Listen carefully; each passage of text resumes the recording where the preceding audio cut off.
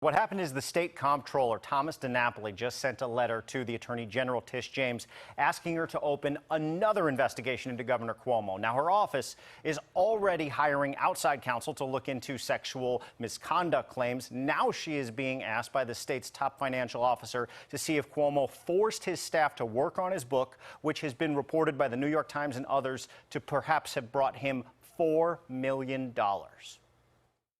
Some people were mentioned in the book. I wanted to make sure they were okay with the mention. I wanted to make sure that it represented what they did and the facts correctly. So some people volunteered to help on the book. Earlier today, before Comptroller Tom DiNapoli requested an investigation into misuse of government resources, Governor Cuomo continued to deny he ever forced anyone to help him with his book, American Crisis: Leadership Lessons from the Pandemic.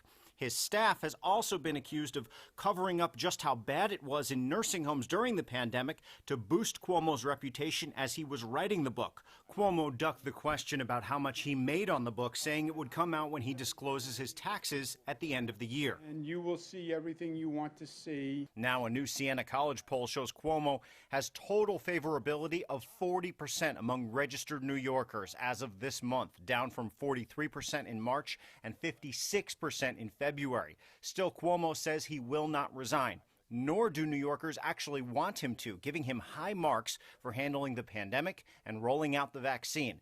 51% of New Yorkers say he should not resign, and 52% say he can do his job even with multiple investigations into his scandals. You know, they do these polls all the time. I tell you the truth, I don't put too much stock into them. Governor Cuomo could be setting up New York Democrats for a difficult decision in 2022 if he decides to run for a historic fourth term. Only 33% of New Yorkers say they would re-elect Cuomo, but the number jumps to 46% among Democrats, giving him a decent shot at winning a primary.